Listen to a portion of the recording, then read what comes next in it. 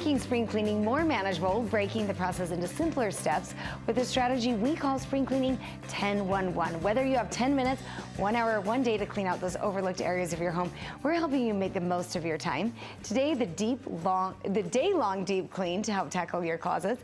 The happy gal, Jenny Layton, is joining us via Skype with some advice. Why is now such a great time to clean out closets?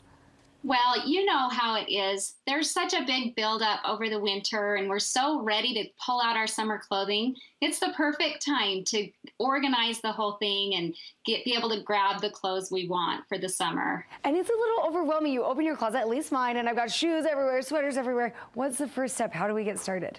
Exactly. Okay, well, when you're going to start, I really want to encourage you to think through bringing in all of the supplies that you need at the beginning, so you're not leaving the room darting back and forth and getting spending extra time, putting things away. Spend all that time there having the supplies you want. So grab a garbage bag to begin with. Grab a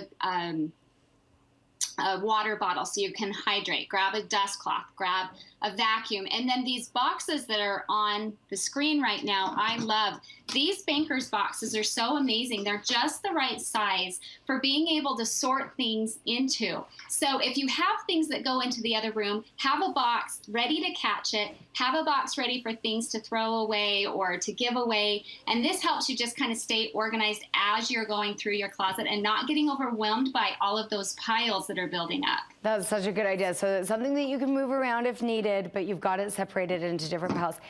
Once we've done that, how do we make sure that our closets stay clean?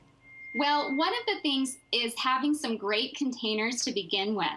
It really helps, those big deep drawers where all of the clothes get lost and you're digging through them to find them. Just like that picture on the screen. Just like every drawer in my house. Yes, I know those. Look at what a difference it makes when you have those containers to be able to separate the things so you can find the things you need. Now that on the screen is an inner design product that is an adjustable insert, and it allows you to utilize the entire space in your drawer. It's a little shallow, so you don't want to use it in too deep of a drawer, but it does go up to 20 inches, and so I love this for using inside like your underwear drawer, your sock drawer. Pretty cool, pretty cool. Now, how many closets do you think using this strategy you could clean in one day? Well, it kind of depends on the state that they're in to begin with. But I think if you follow my tips, especially bringing all of those things into the room and sticking with it and not darting out all of the time, you can get through quite a bit. I do want to talk about these images on the screen right now, those bigger containers. It's really nice to have an extra container in your closet.